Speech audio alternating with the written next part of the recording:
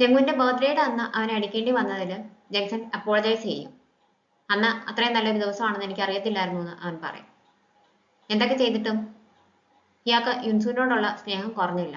ഇയാൾ സ്വെയ്ഡ് ആയില്ല. എനിക്ക് അതാണ് ഇഷ്ടപ്പെട്ടതെന്ന് ജംഗു പറയുമ്പോൾ റിജക്റ്റ് ചെയ്തിട്ടും ജംഗു ആ ദേഷ്യമൊന്നും കാണിച്ചില്ല. എനിക്ക് അതാണ് ഇഷ്ടപ്പെട്ടതെന്ന് ജംഗ്സണും തിരിച്ചു പറയും. രണ്ടുപേരും നല്ല ടേംസിലാണ് അവിടുന്ന് പിരിയുന്നത്. യുൻസു ജംഗ്സനെ കാണാനായിട്ട് വരും. അവൻ ധൃതിക്ക് തലേദിവസം പോയതിനു ശേഷം അവളെ വിളിച്ചൊന്നും പറഞ്ഞിട്ടുണ്ടായിരുന്നില്ല അമ്മയ്ക്ക് എങ്ങനെയുണ്ടെന്നൊക്കെ. ഞാൻ അമ്മയെ തന്നെ വിളിച്ച് അന്വേഷിച്ചു എന്ന് അവൾ പറയുമ്പോൾ ഇപ്രാവശ്യം പക്ഷെ ജംഗ്സന് ദേഷ്യമൊന്നുമില്ല. അവള് അമ്മയെ പോയി കാണും. നമുക്ക് രണ്ടുപേർക്കും കൂടി ഷോപ്പിങ്ങിന് പോയാലോ എന്ന് അമ്മ സജസ്റ്റ് ചെയ്യും. രണ്ടുപേരും ഹാപ്പി ആയിട്ട് ഷോപ്പിങ്ങിനൊക്കെ പോയിട്ടാണ് തിരിച്ചു വരുന്നത്. യുൻസുവിന്റെ അമ്മ വീണ്ടും സിട്രൻ ടീ ഒക്കെ പ്രിപ്പയർ ചെയ്ത് ജംഗുവിനെ വന്ന് കണ്ടിട്ട് അവനോട് സംസാരിച്ചിട്ടാണ് പോകുന്നത്. റെസ്റ്റോറന്റിൽ ഇപ്പം എല്ലാ ദിവസവും ബുക്കിംഗ് ഫുള്ളാണ്. അന്നേരം യുൻസുവിന്റെ അമ്മ വിളിച്ചിട്ട് സീറ്റ് ഒഴിവുണ്ടോ എന്ന് ചോദിക്കും. സൂര്യൻ അത് വന്ന് ജംഗ്സന്റെ അടുത്ത് പറയും. അവൻ അമ്മയെ തിരിച്ചു വിളിക്കും. എപ്പോഴാണ് വരുന്നതെന്ന് പറഞ്ഞാൽ മതി, ഞാൻ റെസ്റ്റോറന്റിൽ സ്ഥലം റെഡിയാക്കി വെക്കാം എന്നാണ് അവൻ അമ്മയോട് പറയുന്നത്. ആ ഫുഡ് ബ്ലോഗർ ഫ്രണ്ടിന്റെ കൂടെ വീണ്ടും വരും. നിങ്ങളുടെ റെസ്റ്റോറന്റിനെ പറ്റി ഞാൻ നന്നായിട്ട് എഴുതിയിട്ടുണ്ടായിരുന്നു എന്ന് അവള് സൂര്യന്റെ അടുത്ത് പറയും. സൂര്യൻ അത് വന്നിട്ട് ജംഗ്സന്റെ അടുത്ത് പറയും. അന്ന് വന്ന് കഴിച്ചിട്ട് വൈനൊക്കെ കുടിച്ചിട്ടുണ്ടായിരുന്നു, അതിനൊന്നും പൈസ തന്നിട്ടുണ്ടായിരുന്നില്ല, വീണ്ടും വന്നിട്ടുണ്ടെന്ന് പറയും. എന്താണ് ചെയ്യേണ്ടതെന്ന് ചോദിക്കുമ്പോൾ നമ്മളുടെ റൂൾ അനുസരിച്ച് പോയാൽ മതി എന്നാണ് ജംഗ്സൺ പറയും. ഇപ്രാവശ്യവും ഫുഡെല്ലാം കഴിച്ചിട്ട് ബില്ല് കൊടുക്കാതെ പോകാനായിട്ട് അവർ തുടങ്ങുന്നുണ്ടേ. ഇതിന് മുമ്പത്തെ ദിവസം വന്ന് കഴിച്ച ഫുഡിന്റെയും വൈനിന്റെയും ഉൾപ്പെടെയുള്ള ബില്ലാണ് സൂര്യൻ അവർക്ക് കൊടുക്കുന്നത്. എന്നെ മനസ്സിലായില്ലേന്ന് അവർ ചോദിക്കുമ്പോൾ പൈസ തന്നേ പറ്റുള്ളൂ എന്ന് സൂര്യൻ പറയും. അവർക്കത് ദേഷ്യമാവും. ഇതിന്റെ കോൺസിക്വൻസസ് എന്താണെന്ന് നിങ്ങൾ അറിയാൻ പോകുന്നേ ഉള്ളൂ എന്ന് ഭീഷണിപ്പെടുത്തിയിട്ടാണ് അവർ പോകുന്നത്. ജംഗ്സൺ ജംഗുവിന് വേണ്ടിയിട്ട് ഒരു കേക്ക് ഒക്കെ പ്രിപ്പയർ ചെയ്ത് കൊടുത്തയക്കും. ജംഗ്സന്റെ അമ്മയ്ക്ക് നല്ല ഫാഷൻ സെൻസ് ഉണ്ട്, നന്നായിട്ട് കുക്ക് ചെയ്യും, നന്നായിട്ട് ഫ്ലവർ അറേഞ്ച്മെന്റ് ഒക്കെ ചെയ്യും. ആ രീതിക്ക് എങ്ങനെയെങ്കിലും എന്തെങ്കിലും ഒരു ബിസിനസ് അമ്മ ചെയ്യട്ടെ എന്നുള്ള രീതിക്ക് യുൻസു സജസ്റ്റ് ചെയ്യുമ്പോൾ ആളുകൾക്ക് അത്ര പെട്ടെന്നൊന്നും മാറാൻ പറ്റത്തില്ല എന്നാണ് ജംഗ്സൺ അവളോട് പറയുന്നത്. ഇയാൾക്ക് ഡേറ്റ് ചെയ്യാൻ പേടിയാണ്, അതിന് താല്പര്യം ഇല്ലാന്നുണ്ടെങ്കിൽ നമുക്കൊരു കാഷ്വൽ റിലേഷൻഷിപ്പുമായിട്ട് മുന്നോട്ട് പോകാമെന്ന് ജൂഹ സജസ്റ്റ് ചെയ്യുമ്പോൾ ക്യുങ് അത് എതിർക്കുന്നില്ല. ഹോങ്ങ സൂചകനെ കാണണം എന്ന് പറയും. സൂചകന് സുഖമാണോ എന്ന് ചോദിക്കുമ്പോൾ അത് നേരിട്ട് എന്ന് അന്വേഷിക്കാനാണ് സൂചകൻ പറയുന്നത്. സൂചകൻ നന്നായിട്ട് ബൂജൂണിനെ ട്രീറ്റ് ചെയ്യണം. എന്നെ സ്നേഹിച്ചതുകൊണ്ട് മാത്രം ഒരുപാട് സഫർ ചെയ്തിട്ടുണ്ട് ബൂജൂൺ. നല്ലൊരാളെ അവൻ ഡിസേർവ് ചെയ്യുന്നുണ്ട്. അതുകൊണ്ട് തന്നെ നിങ്ങളുടെ റിലേഷൻഷിപ്പിന്റെ ഇടയ്ക്ക് ഇനി ഞാൻ വരത്തില്ല, ഒരു ശല്യമായിട്ടെന്നുള്ള രീതിക്ക് ഹോങ്ങ പറയുമ്പോൾ ബൂജൂൺ ഇപ്പോഴും ഹോങ്ങയെ സ്നേഹിക്കുന്നുണ്ടെന്ന് സൂചകൻ അവളോട് പറയും. ഇയാളുടെ കോള് വന്നപ്പോൾ പ്രത്യേകിച്ചൊന്നും പറ്റിയിട്ടുണ്ടാവില്ല എന്ന് അറിഞ്ഞിട്ടും അത്രയും ടെൻഷൻ അടിച്ചാണ് ബൂജൂൺ അവിടേക്ക് വന്നത്. അതിനർത്ഥം ബൂജൂൺ ഇപ്പോഴും ഇയാളെ സ്നേഹിക്കുന്നുണ്ടെന്നാണ്. ഞങ്ങള് ഫ്രണ്ട്സ് ആയിട്ടിരിക്കാനായിട്ട് തീരുമാനിച്ചു എന്ന് സൂചകൻ അവളോട് പറയും. ഹോങ്ങ ബൂജൂണിനെ കാണാനായിട്ട് വരും. ഇയാൾക്ക് എന്നോട് ഇപ്പോഴും ദേഷ്യമാണോ എന്ന് ചോദിക്കുമ്പോൾ ഇയാൾക്ക് പരിക്കൊന്നും പറ്റിയില്ലല്ലോ, അതുകൊണ്ട് പ്രശ്നമൊന്നുമില്ല എന്ന് പറയും. നമുക്ക് ഡിന്നർ കഴിക്കാൻ പോയാലോ എന്ന് അവൾ ചോദിക്കുമ്പോൾ ഞാൻ ടയേർഡാണ്, എനിക്ക് റെസ്റ്റ് എടുക്കണം, അതുകൊണ്ട് വീട്ടിലേക്ക് പോവാണെന്ന് പറഞ്ഞിട്ട് അവൻ പോകും. പ്രിൻസുവിന്റെ അമ്മ ജംഗ്സനെ കാണാനായിട്ട് വരും. അവനോട് താങ്ക്സ് പറയും. അവന് വേണ്ടിയിട്ട് ഗ്ലൗസും ഹാൻഡ് ക്രീമും ഗിഫ്റ്റായിട്ട് കൊണ്ടുവരും. അതേ സമയത്ത് തന്നെ ജംഗ്സന്റെ അമ്മയും അവിടേക്ക് വരും. അങ്ങനെ യുൻസുവിന്റെ അമ്മയ്ക്കും ജംഗ്സന്റെ അമ്മയ്ക്കും പരസ്പരം ഗ്രേറ്റ് ചെയ്ത് സംസാരിക്കേണ്ടി വരും. ആ സമയത്ത് യുൻസുവും ജംഗ്സണും അവിടുന്ന് മാറിക്കളയും. ജംഗ്സന്റെ അമ്മ യുൻസുവിന്റെ അമ്മയുടെ അടുത്ത് അസുഖത്തെ പറ്റിയൊക്കെ തിരക്കും.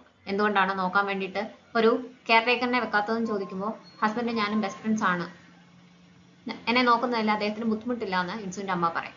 ഡാനിയലിനെ പറ്റി യുൻസുവിന്റെ അമ്മ ചോദിക്കുമ്പോൾ ഞങ്ങള് ബ്രേക്കപ്പ് ആയി എന്ന് ജംഗ്സന്റെ അമ്മ പറയും. രണ്ടുപേരും അവരുടെ കുട്ടികളെ പറ്റിയൊക്കെ അഭിമാനത്തോടു കൂടിയാണ് സംസാരിക്കുന്നത്. രണ്ടുപേരും കുട്ടികളെ നല്ല രീതിക്ക് വളർത്തിയതിന് പരസ്പരം കൺഗ്രാജുലേറ്റ് ചെയ്യുകയും അവരുടെ കുട്ടികൾ നല്ല രീതിക്ക് വന്നതിന്റെ ക്രെഡിറ്റ് സ്വന്തമായിട്ട് എടുക്കുകയും ചെയ്യുന്നുണ്ട്.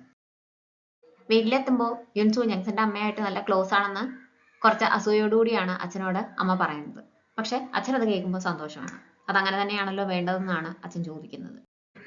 ജംഗ്സന്റെ വീട്ടിലേക്ക് വരുമ്പോൾ അമ്മ അവിടെ ഫ്ലവേഴ്സ് ഒക്കെ അറേഞ്ച് ചെയ്തുകൊണ്ടിരിക്കുന്നത് യുൻസു കാണും. എനിക്ക് എന്തെങ്കിലും ജോലി ചെയ്യണമെന്നുണ്ട്, പക്ഷെ മറ്റൊരാളുടെ കീഴിൽ ജോലി ചെയ്യാനായിട്ട് താല്പര്യമില്ല എന്ന് ജംഗ്സന്റെ അമ്മ പറയുമ്പോൾ നന്നായിട്ട് ഫ്ലവർ അറേഞ്ച്മെന്റ് ചെയ്യുന്നുണ്ടല്ലോ, അപ്പോൾ ആ വഴിക്ക് നോക്കിക്കൂടിയെന്ന് യുൻസു സജസ്റ്റ് ചെയ്യും. ജംഗ്സന് പറ്റിയ കോൺട്രാക്ട് ഏതാണെന്നൊക്കെ നോക്കിയിട്ട് ഒരു റെഫ്രിജറേറ്റർ കമ്പനിയുടെ കോൺട്രാക്റ്റും ഒരു ടോക്ക് ഷോ, ടീനേജേഴ്സിന് വേണ്ടിയിട്ടുള്ള ടോക്ക് ഷോയും സജസ്റ്റ് ചെയ്യും. അത് കൺസിഡർ ചെയ്യാമെന്ന് ജംഗ്സൺ ഉറപ്പ് കൊടുക്കും. വീട്ടിലെത്തുമ്പോൾ യുൻസു പറഞ്ഞ കാര്യം ജംഗ്സന്റെ അമ്മ അവനോട് പറയും. പക്ഷെ അവനത് പ്രോത്സാഹിപ്പിക്കത്തില്ല. യുൻസുവും എന്നെ സപ്പോർട്ട് ചെയ്തു എന്നുള്ള രീതിക്ക് അമ്മ സംസാരിക്കുമ്പോൾ അവൻ എന്ത് ചെയ്താൽ സമ്മതിച്ചു കൊടുക്കത്തില്ല. അത് തമ്മിൽ വഴക്കാവുന്ന കാണുമ്പോൾ യുൻസു പതുക്കെ അവിടുന്ന് മാറിക്കളയും. അതിനുശേഷം ജംഗ്സനെ കൂട്ടി അവൾ പോയിട്ട് അമ്മ എന്തുകൊണ്ടാണ് സപ്പോർട്ട് ചെയ്യാത്തത്, അമ്മയ്ക്ക് ഒറ്റയ്ക്ക് എന്തെങ്കിലും ചെയ്യണമെന്നുണ്ട്, ഇതാവുമ്പോൾ അമ്മയ്ക്ക് അറിയാവുന്ന കാര്യമാണല്ലോ എന്ന് ചോദിക്കും. യുൻസൂന് അമ്മ അറിയാത്തത് കൊണ്ടാണ്. ഇതിനു മുമ്പും ഒരുപാട് ബിസിനസ് ഒക്കെ ചെയ്തിട്ടുള്ളതാണ്, എല്ലാം നഷ്ടത്തിലാണ് അവസാനിച്ചിട്ടുള്ളത്. ഇതും അങ്ങനെ തന്നെ വരും എന്നുള്ള രീതിക്കാണ് അവൻ സംസാരിക്കുന്നത്. ഇതങ്ങനെ വരത്തില്ല, കാരണം അമ്മയ്ക്ക് ആശ്രയിക്കാൻ പറ്റുന്ന ഒരു കസ്റ്റമർ എപ്പോഴും ഉണ്ടാവും. ഫുഡ് സൂപ്പില് എല്ലാ ദിവസവും ക്ലാസിന്റെ ആവശ്യമുണ്ടല്ലോ, അപ്പൊ അത് അമ്മയെ കൊണ്ട് ചെയ്യിച്ചൂടെ എന്ന് അവൾ ചോദിക്കും. അന്നേരമാണ് അങ്ങനെ ഒരു സാധ്യത അവൻ ആലോചിക്കുന്നത്. ജെൻസൺ തിരിച്ച് വീട്ടിലേക്ക് വരുമ്പോൾ ക്ലാസ് ഒക്കെ അറേഞ്ച് ചെയ്ത് വെച്ചിട്ട് അമ്മ പോയിട്ടുണ്ടാവും. നല്ല ഭംഗിയായിട്ട് അത് ചെയ്തു വെച്ചേക്കുന്നത് അവൻ കുറച്ചു നേരം നോക്കി നിൽക്കും. അമ്മയുടെ ആഗ്രഹവും ഇൻസു പറഞ്ഞ കാര്യങ്ങളും അവൻ ഓർക്കും. ചെല്ലുമ്പോൾ ഒരു നോട്ട് എഴുതി വെച്ചിട്ടുണ്ട് അമ്മ. കഴിഞ്ഞു പോയ ദിവസങ്ങൾ വെച്ചിട്ട് വരാനിരിക്കുന്ന ദിവസങ്ങളെ വിലയിരുത്താൻ പാടില്ല എന്നാണ് എഴുതിയേക്കുന്നത്. കുറച്ച് ദിവസങ്ങൾ കഴിഞ്ഞു. ഡ്രാമയുടെ കാസ്റ്റിംഗ് എല്ലാം റെഡിയായി. സ്ക്രിപ്റ്റ് റീഡിംഗ് സെഷൻ സ്റ്റാർട്ട് ചെയ്യുകയാണ്. യുൻസുവിന്റെയും ഹോങ്ങയുടെയും ഡ്രാമയുടെ സ്ക്രിപ്റ്റ് റീഡിംഗ് ഒരു ദിവസം തന്നെയാണ്. കുറച്ച് മണിക്കൂറുകൾ വ്യത്യാസമേ ഉള്ളൂ. അവരെ അങ്ങോട്ടേക്ക് കൊണ്ടുപോകുന്നത് ജെൻസൺ ആണ്. അവിടെ വെച്ചിട്ട് ഒരുപാട് നാളുകൾക്ക് ശേഷം മൂന്നുപേരും കൂടി ഒന്നിച്ച് കണ്ടുമുട്ടുവാണ്. സ്ക്രിപ്റ്റ് റീഡിംഗ് എവിടെയാണ് നടക്കുന്നതെന്നൊക്കെ ജംഗു അവർക്ക് രണ്ടുപേർക്കുമായിട്ട് കാണിച്ചു കൊടുക്കും.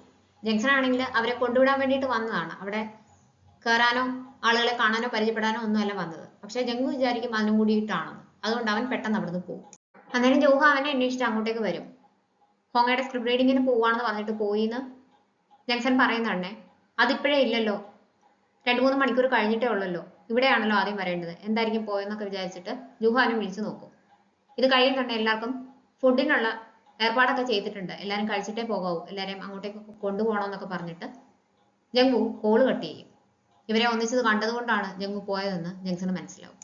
ജെൻസൺ തിരിച്ചു വരുമ്പോൾ ഏതൊക്കെ ആക്ടേഴ്സിനെ കണ്ടു എന്നൊക്കെ മൂജൂൺ ആവേശത്തോടു കൂടി അവനോട് ചോദിക്കും. ഹോങ്ങയുടെ സ്ക്രിപ്റ്റ് റീഡിംഗ് നിന്നാണ്, നീ അവളെ വിളിച്ചില്ലേന്ന് മൂജൂന്റെ അടുത്ത് ചോദിക്കുമ്പോഴത്തേക്കും, ഞാൻ കഴിഞ്ഞ കുറച്ച് നാളായിട്ട് അവളെ കാണുമ്പോഴെല്ലാം വളരെ മോശമായിട്ടാണ് പെരുമാറിയിട്ടുള്ളത്, അതുകൊണ്ട് തന്നെ അവൾക്ക് എന്നെ വിളിക്കാനായിട്ട് ബുദ്ധിമുട്ടുണ്ടാവും.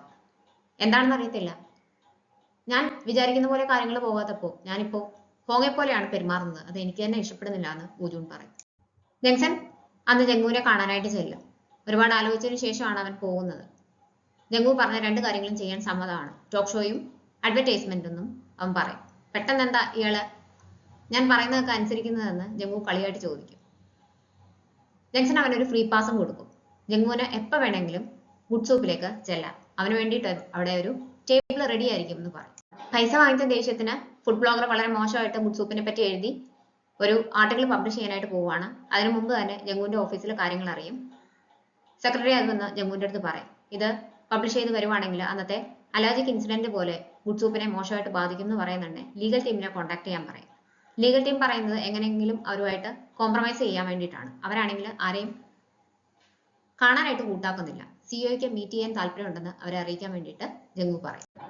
ജെൻസൺ കൊടുത്ത് ചെടിക്ക് വെള്ളം ഒഴിച്ചുകൊണ്ടിരിക്കുമ്പോൾ അവൻ പറഞ്ഞ കാര്യം അവൾ ഓർക്കും. ഇയാൾ എന്നെ വീണ്ടും റിജക്ട് ചെയ്യുമോ എന്ന് എനിക്ക് പേടിയുണ്ടെന്ന്. അവൾ അത് തന്നെയാണ് ചെയ്തത്. റിംഗ് കൊടുക്കുമ്പോൾ എനിക്ക് ആലോചിക്കാനുണ്ടെന്നാണ് അവൾ പറഞ്ഞത്. അതുകൊണ്ട് തന്നെ കുറച്ചു നേരം ആലോചിച്ചിട്ട് എനിക്കൊരു കാര്യം പറയാനുണ്ട്, ഒന്ന് കാണണമെന്ന് അവൾ ജെൻസന്റെ അടുത്ത് പറയും. എന്നിട്ട് ഗുഡ് സൂപ്പിലേക്ക് വരും. അവർ സംസാരിച്ചുകൊണ്ടിരിക്കുമ്പോൾ ജംഗു അവിടേക്ക് വരും. അവർ രണ്ടും മാത്രമേ ഉള്ളൂ എന്ന് കാണുമ്പോൾ തിരിച്ചു പോകാനായിട്ട് തുടങ്ങും. പക്ഷെ ജെൻസൺ അവനെ കാണും. എന്തിനാണ് വന്നതെന്ന് ചോദിക്കുമ്പോഴത്തേക്കിനും വെറുതെ ഇതുവഴി പോയപ്പോൾ കയറിയതേ ഉള്ളൂ എന്ന് പറഞ്ഞിട്ടാണ് അവൻ പോകുന്നത്. യുൻസു എന്ത് പറയാനായിരിക്കും ഇങ്ങോട്ടേക്ക് വന്നതെന്ന് ആലോചിച്ചിട്ട് ജെൻസന് ടെൻഷൻ ഉണ്ട്. ജെൻസൺ പറഞ്ഞത് കൂട്ട് ഒരുപാട് സ്നേഹം കിട്ടിയാണ് ഞാൻ വളർന്നത്, അതുകൊണ്ട് തന്നെ എനിക്ക് എങ്ങനെ സ്നേഹിക്കണം എന്നറിയാമെന്ന് ഞാൻ വിചാരിച്ചു. പക്ഷെ ജെൻസൺ ജെൻസന്റേതായിട്ടുള്ള രീതിക്കാണ് എന്നെ ഞാനായിട്ട് തന്നെയാണ് സ്നേഹിച്ചതെന്ന് ഞാൻ വളരെ വൈകിയാണ് മനസ്സിലാക്കിയത്. ഞാൻ കുറച്ചും കൂടി അണ്ടർസ്റ്റാൻഡിങ് ആകേണ്ടതായിരുന്നു എന്ന് പറഞ്ഞിട്ട് അവൾ ജെൻസൺ ഒരു റിംഗ് കൊടുക്കും. എന്റെ റിംഗ് തിരിച്ചു തരാനും പറയും. ഇതുകൊണ്ട് ഞാൻ എന്താണ് ഉദ്ദേശിച്ചതെന്ന് മനസ്സിലാവുന്നുണ്ടല്ലോ എന്ന് ചോദിക്കുമ്പോൾ ജെൻസൺ സന്തോഷത്തോടെ ചിരിക്കും.